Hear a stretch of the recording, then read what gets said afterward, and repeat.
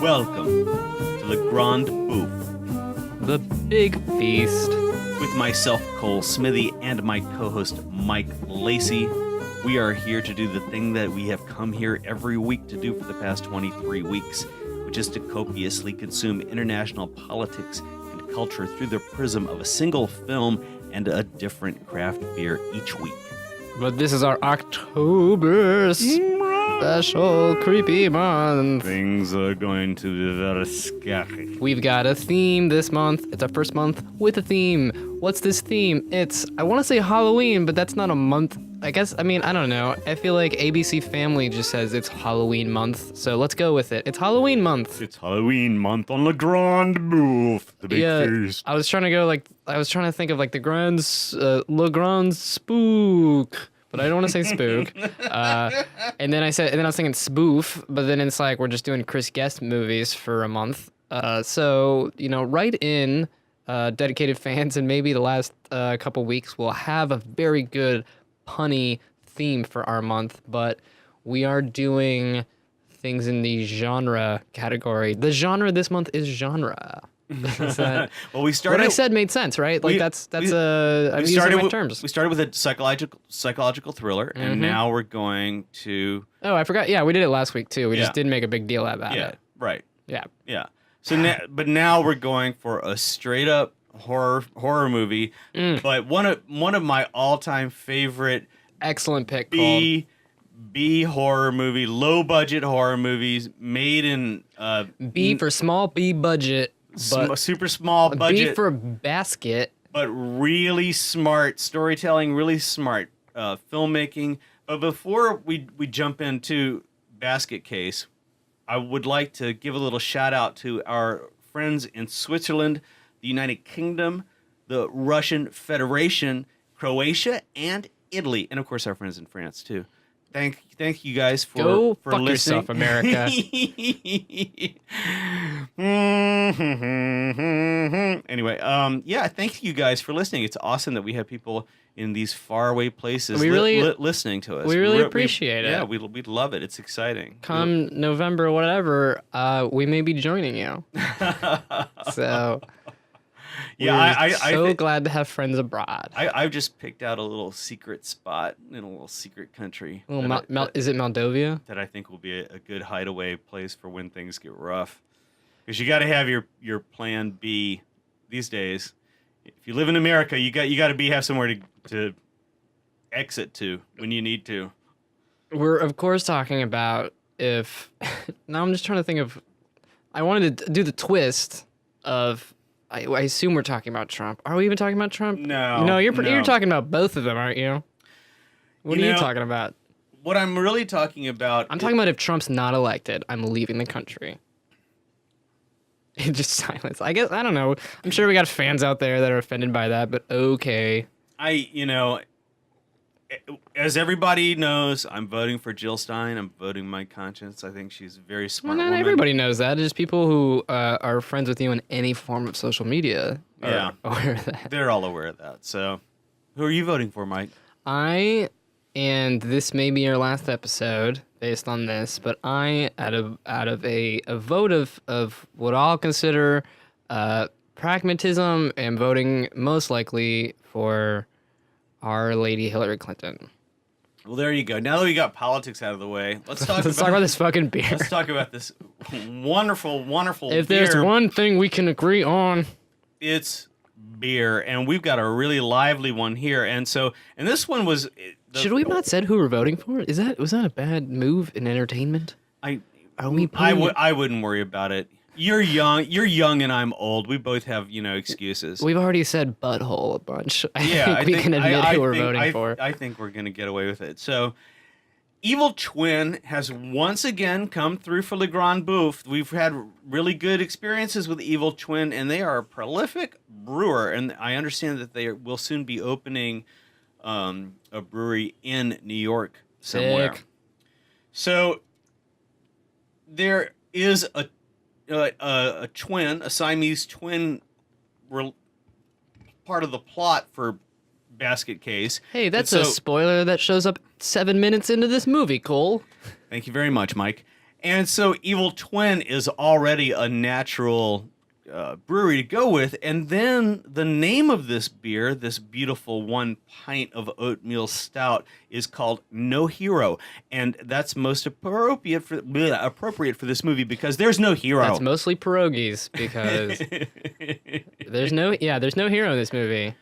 Well, that's why it's mostly pierogies because there's no hero. There's no hero. This movie's There's no mostly heroes. You know, based Can on I just get a hot sausage with chili? I think that's probably what the guy who owns the hotel in this movie is eating is mostly The pierogies. Broslin, the Hotel Broslin. Oh, you mean? And I got this in the last scene. We'll check back in this. You mean the Hotel Bro-Sin? No, it's the Hotel Broslin, and that's what. Is there an L? Broslin, yeah. I want you to look up I will. and see if there's really an L, because there probably is, because that's more of a word than Brosin. Well, they showed the hotel sign a lot, and I But they do show it. Yeah, we're it's this great neon sign that hangs. And in reality, what the filmmaker did was he had the sign made, or he bought the sign, and he hung it from a fire escape and filmed all of his stuff. He just put up the sign in front of an apartment building, hung the sign on a fire escape, and that's where he shot. That's how he shot it. You know, it's like as an independent filmmaker, I can always appreciate doing the DIY, doing it dirty, not asking permission or forgiveness, just running away after you're caught. Am I? Okay, well, of course, yeah, Broslin, Cole is showing me a picture. It is the Hotel Broslin, but when they are hanging from it, Well, there I is think somebody they are conspicuously hiding that L. There is somebody who hangs from it. So Frank Hinterlader is the filmmaker here who made this fantastic movie in the old days of bad old New York City, right around Taxi Driver era, or Scorsese film. I guess it's like 5 years after, but Yeah, it's rough. just as fucking It's dirty, rough. just as gross. And I love the stuff where he's walking in Times Square and the guy is trying to sell him drugs. He's got everything. He's got every kind of drug. He's a pimp. He can get her any kind of girl, whatever. He's just walking down the street pitching our anti-hero, if you will, on the sins of 42nd Street. We got this goofy looking Jew Frode guy walking down the street, and I'm trying to remember who he reminded me of, like towards the end of the movie. But he's kind of like a lanky, like Jerry Seinfeld, weird dude, and he's going down the street, and he's got a big basket. And when I want you to think about the biggest basket that you could imagine being a prop in a film, I want you to just about double that, because this basket really is like bizarrely large, and people give him some shit for it, but I would say about 6% of the amount of shit he would actually get in 1982 New York if you were to walk around with a wicker giant fucking basket. Well, he arrives at our hotel du jour, which the apartment building where the filmmaker shot it was really somewhere not near Hell's Kitchen, but you get the experience with all of the neighbors, and this is one of the things that I love about this movie is how he incorporates the neighbors, and it's this recurring thing that happens because the kids got to spend, how much is the hotel? It's like $20 a day. Yeah. And so it's Oh, by the way, I want to bring up something that will never become relevant. It's due by noon. that's 12 right. noon, not 12:30, not 12 noon. Like that was a Chekhov's gun, which was real blank. Was not fired. So it's one of these hotels where transients stay, but there are people who live there, who work in New York, and that's how they choose to live. So it's It's a legitimately diverse group of it's a people. very that live there. diverse crowd. He gets the 80s. He gets the new wave guy. There's a scene where the cops have to come and everybody's collecting on the sidewalk, and it's the new wave guy with the glasses and the jacket, the leopard skin jacket.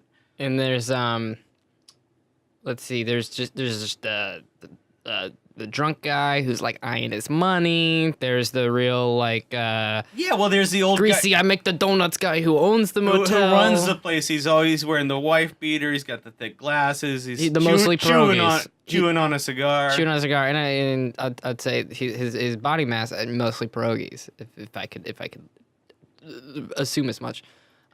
So Frank, I hope I'm pronouncing his name right. Henenlotter wrote and directed this thing, and this thing is a textbook example of how to do an incredible amount with very little budget.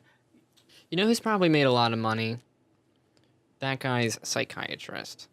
Like, this is a horror movie which seems not like it was just generated to like make a bunch of money and to like sell to like teens. This is someone dealing with their issues. With some really bad issues. This is someone with problems and a typewriter. So our Jufro guy is Dwayne Bradley, played by Kevin von Hintenrich. Yeah, is he not an American? Because he sounds like an alien. He has a very funny delivery, but I gotta say, I really love his performance in this movie. For me, the tone, he's an awkward guy. He's kind of got this Brady Bunch thing going on. But, yeah, a lot of that's the costuming too, but he's kind of homeschooled. I mean, he actually is. Yeah, but he's comfortable enough in New York City. He can walk around with a basket under his arm. And of course, we have to get down to business because the movie's called Basket Case for good reason. And so the thing that's in the basket... It's just kind of a mess. He's just trying to figure himself out. You could think of it as a large gelatinous octopus sort of... I think I was eat the crushed octopus. Yeah. It is a freaky thing. It's probably about the size of 2 bread boxes.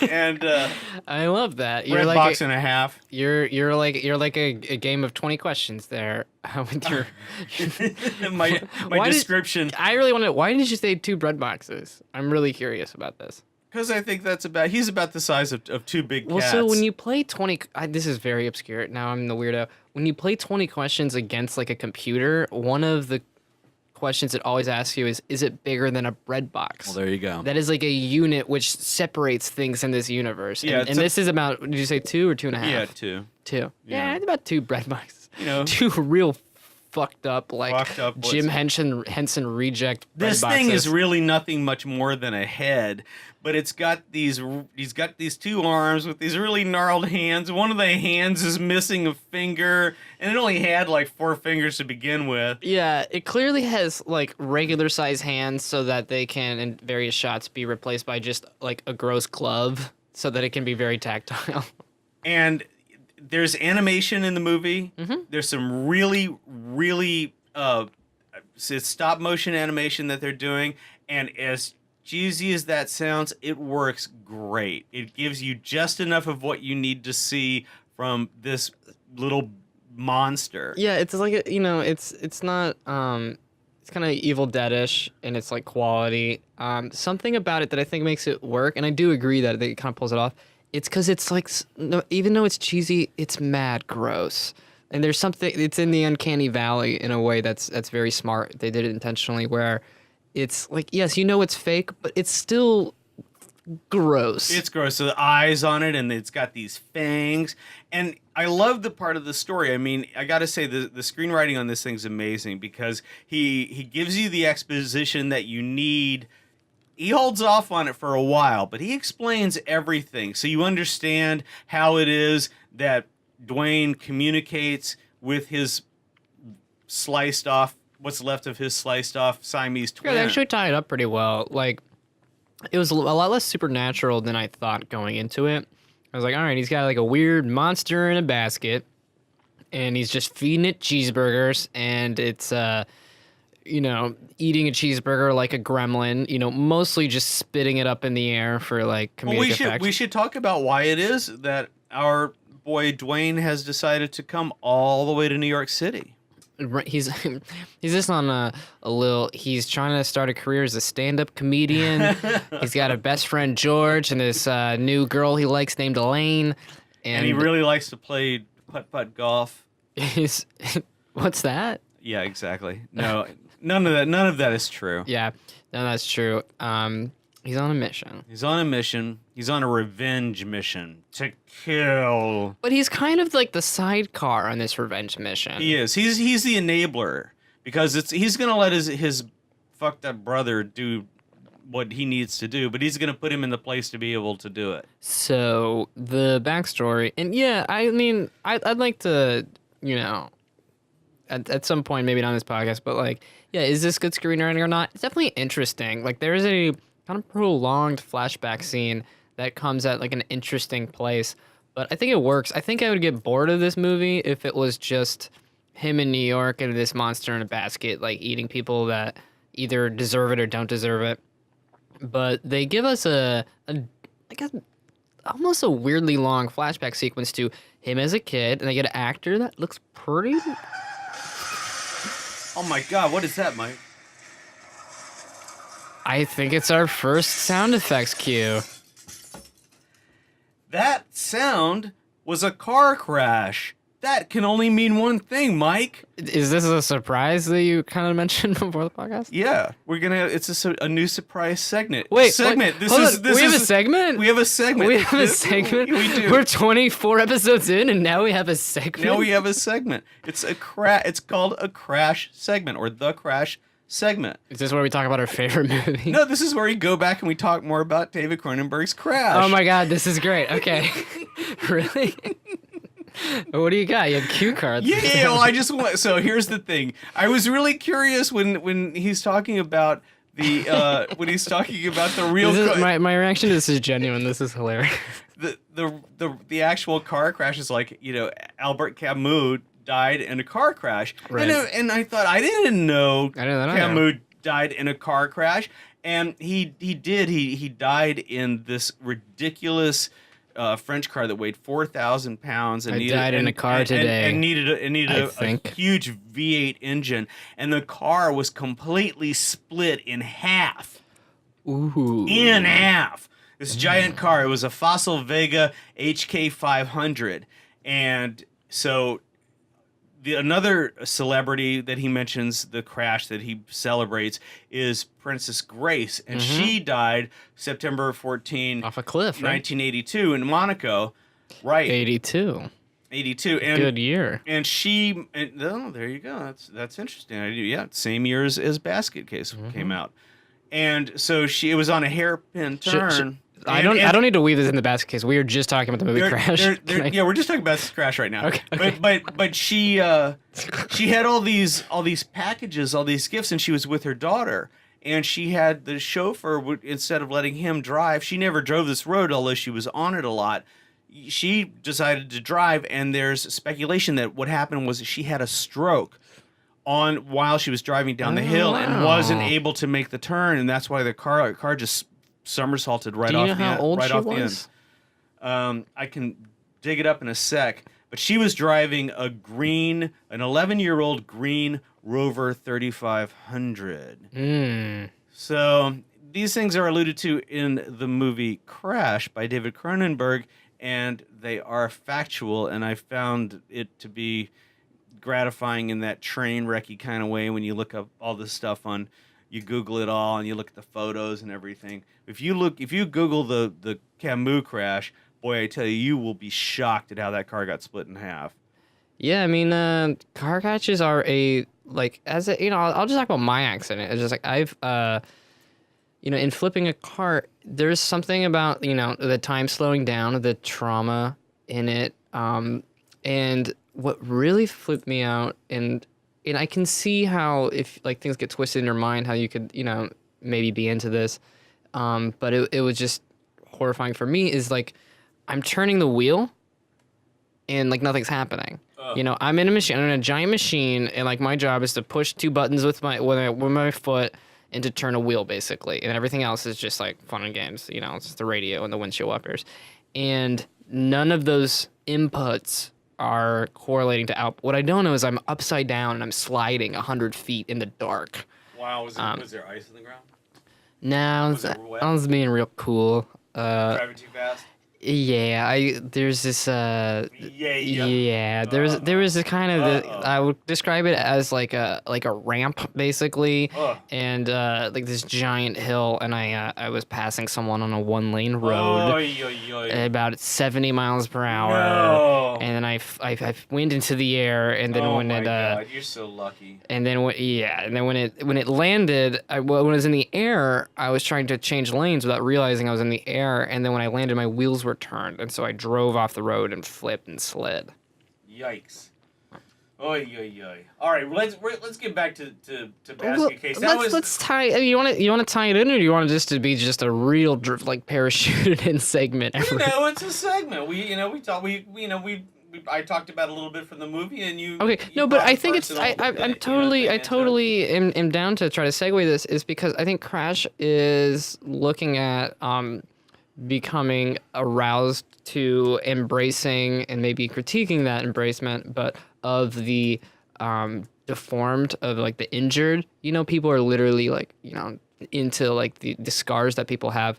And this is a movie that's kind of the opposite because you have a guy who is carrying around his like gross, weird sexual wound, and it's just wreaking havoc on everyone else. I think really quickly, the way to look at this movie for me became this is one person who's kind of bifurcating their personality into two people. You know that reading? Like I don't really. This isn't one of those movies where it's like the two characters are really one character. But I'm saying I think you start to get an interesting read on this movie when you're like, this is a story of someone like a serial killer or like a rapist who is trying to keep themselves together, but then in these. Oh, see, I don't. Oh no, totally. No, hold on, wait, whoa. I'll make this argument, dude. I'll All right, totally now- make this argument. Okay, hold on. Yeah. All right, you're talking about the brother who's carrying his guy around with him. Yeah. All right, so I just have to say. Let me just bring up the second to last scene of the movie. Yeah, that's his alter ego. That's the id of. I get what you're Yeah. I'm just giving it an id interpretation, which is why we see. Yeah. And I mean, so it really is an evil twin. But not just id. I think it's kind of it carries more of that like he's damaged. Like he had a fucked up childhood. Yes, and let's talk about it. But let's talk about also how they communicate because they communicate telepathically, and it's important because. Oh, I do that with my. Do you not do that with any siblings? Do you know? I'm only child. Oh, Cole, I forgot to mention this. What? And so did everyone else. All siblings can do that. Did you not know that? No, I didn't know about that. Yeah, and like I'd say about 30% of us are gross, weird hand monsters too. Well, that's how it is in this movie, and so let's just call his evil twin Blob because for all intents. His name is Lyle. Is that his other name? Is it Lyle? I didn't know. His name is Lyle. His name's Lyle. All right, so Lyle is the Blob. I hope I'm wrong too, but yeah. But he kind of doesn't like. Everyone's like, So- is he even human? And I think this movie makes the argument, no, like, No, not really. no, that thing there, that's not human. So He's got a catchphrase. You remember his catchphrase? tell me. Let me turn away from the mic for a second. That's a good point. And I have to say, the words googly moogly were made for this movie. This movie is so googly moogly all the time, every step of the way. He goes out to a bar. He just stumbles into a gay bar where his hot Is that a gay bar? his hot black neighbor's there. She takes him drinking in the back. I mean, this Is that a gay bar? Yeah, this movie's got it on. Yeah, it was kind of a disco-y gay bar that he was in. Is that a gay bar? Is she now? Here's my thing, and And so that's, I really thought she was a sex worker based Uh-huh. on like when she was leading someone to. Yeah. It seemed like she was going to the other person's apartment, and then Yeah. maybe it was her apartment. Yeah. But maybe she's just getting it in. Like, did you think she was a? Do you think she was a sex worker? I'm not saying prostitute, even though I just did. I'm saying sex worker. Did you think so? I didn't care. I just thought she was cool. The true liberal. She did dress really trashy and slutty, but that's That's her thing. well, yeah, exactly. And she's just sleeping in little happy, smiley face shirts. Yeah, the director manages to catch some sensuality here and there as well in the movie. So those are fun. And then of course he does pay off. You finally do get a nice big old pair of tatas coming at you. That like. And he holds off to the very end of the movie.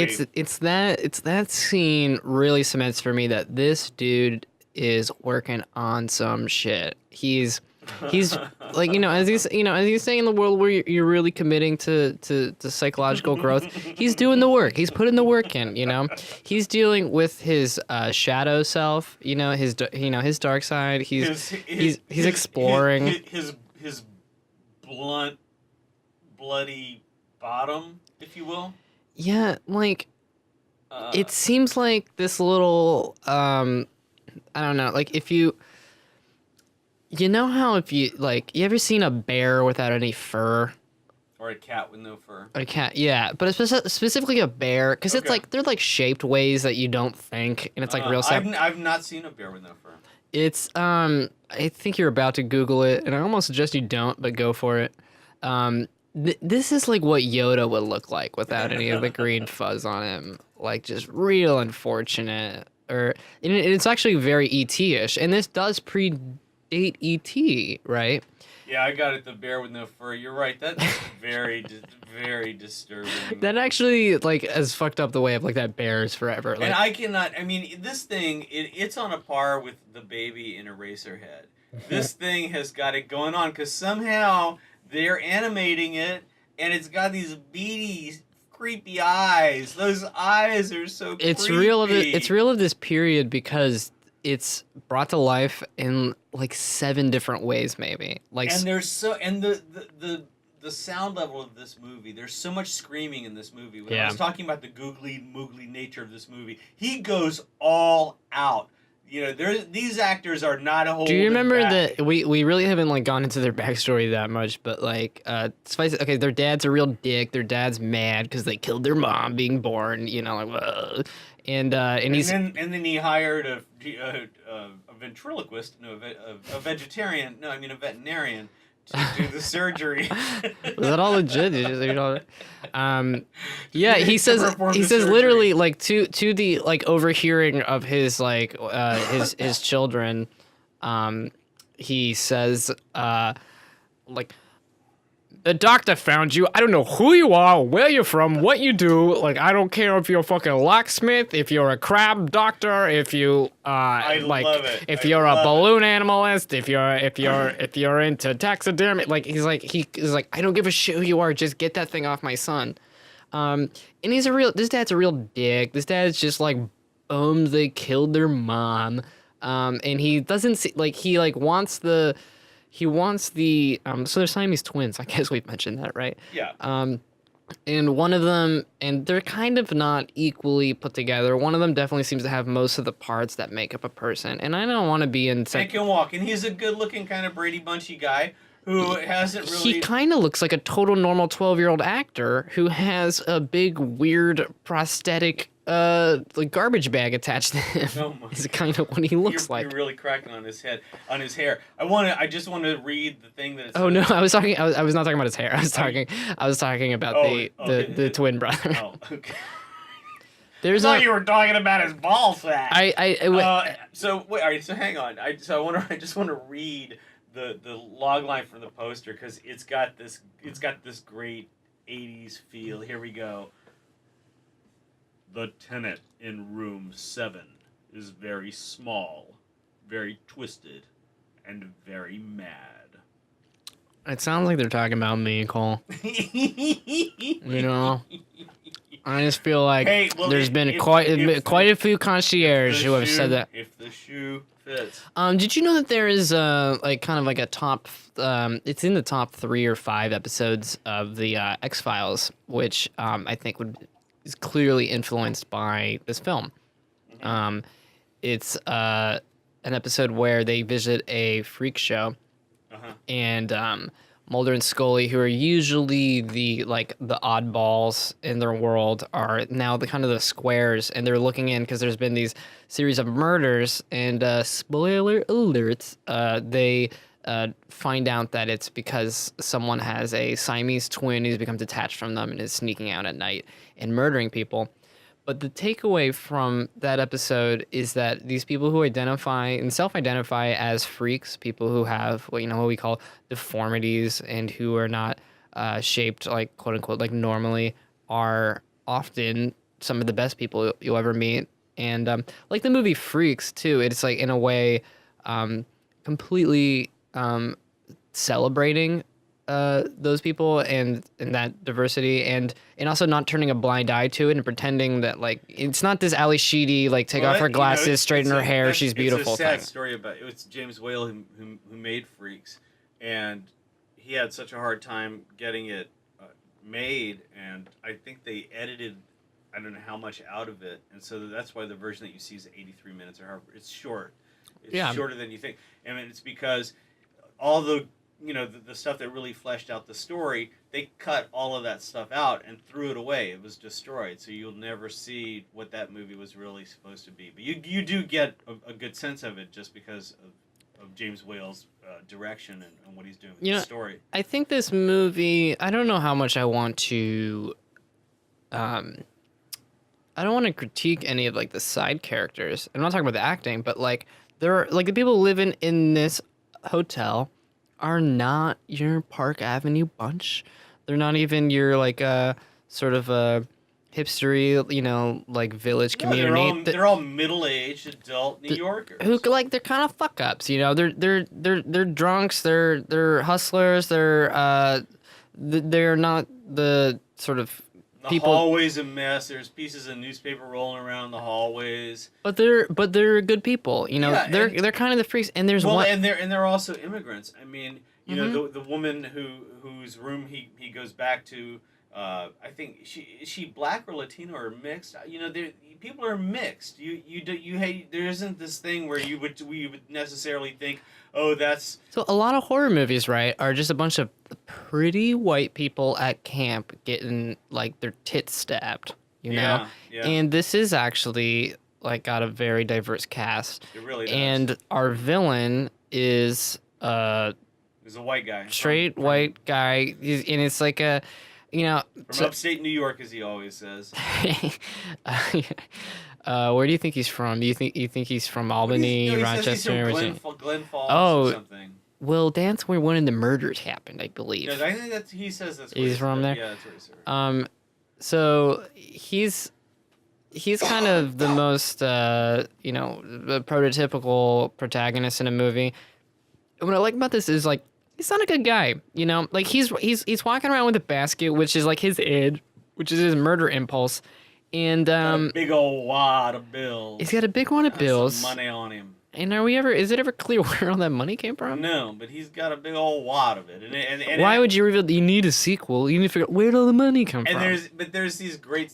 The next one's a financial investigation. His apartment gets the monster trashes his apartment, and the cops see the money, and one of his neighbors sees the big wad of bills on the floor. He's out and about in New York, and he left his cash in this tramp house. I mean, come on. Well, more importantly, he left his brother in a basket that he knows is like a homicidal maniac. Can we talk about his little brother? So the main guy, Dwayne, not an upstanding guy. The girl falls in love with him. Love the girl. I got to give a shout out to Terry Susan Smith. She's all American apple pie. She's cute. I'll be all up on her IMDb. She's great.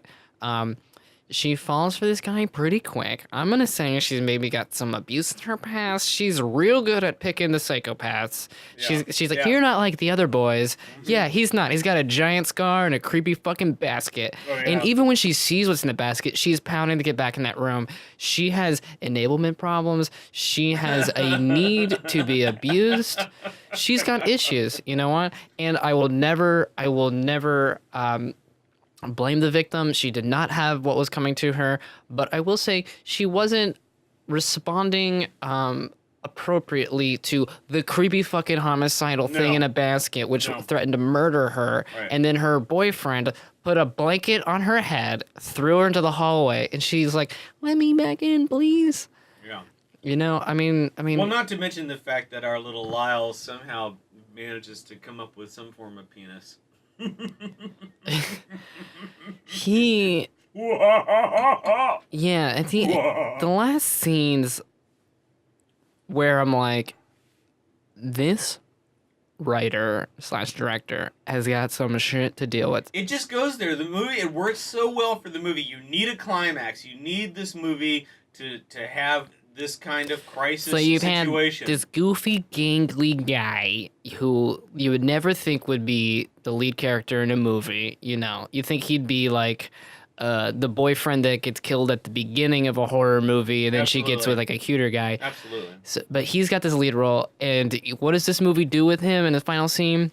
They get his fucking ass naked, running through Manhattan. And do you don't really see dick, do you? Yeah, you do. You see dick. Oh, yeah. There's peen in this movie, and Peen, is that what the kids are calling it? Peen. Peen. Peen. Is Yeah. that like the eggplant? I was I was talking to people about a project we're working on, and they'd be like, we're gonna go there. It's gonna be graphic. There's gonna be nudity, and I was like, nudity, or will there also be peen? And they're like, there's gonna be peen, and I'm like, okay, that's fair, And my friends and I talk about like, yo, you see the latest Game of Thrones? Like they're finally getting even. They put some peen on it. Well, see, there you go. This movie that they threw some peen on it. They earn those boobies. Exactly, man, and they come before it. Right. Like there is no female nudity before that very cold 1982 hairy flappy thing running down the street. It's so funny. But then what we realize is they have this psychic connection, and he's basically, I think in Game of Thrones, it's called warging. Correct me in the comments. But he basically is seeing through the eyes of his little deformed brother. Who, do you remember the scene where big brother's asleep, little brother's in the basket, and it's right before the peen thing. Little brother put the lotion in the basket. Yeah, no. Put the lotion in the basket. I got all kinds of serial killer conversations that we can have about this, okay? But the little brother jumps out of the basket, and he goes up to the window, and he jumps into the window, and he throws his arms out, and I swear I thought he was about to go like New York, it's a hell of a time. Yeah, he should have done that. Yeah. But he did, and he gave his catchphrase, like he spiked the camera, and he went, and that's like this whole movie. There's so much great loud screaming. It will fry your brain. The screaming's really like existential, especially the scream of the little brother thing is like it's the antithesis of like Om. You know how like Om is the sound of the universe, Yeah. and like and your Kundalini is released when all your chakras are aligned, and then you naturally go like Om. Yeah, and then then somebody has to clean up the mess. Yeah, so the opposite, like that's if you've worked your ass off to really like release the energy, and like and you're hitting the Vedas like mad hard, and you're enlightened. Yeah. If you do the opposite, Yeah. and if you're forced to have surgeries as a child to rip off half of you, the noise that you're making from the depths of from your root chakra, the noise you make is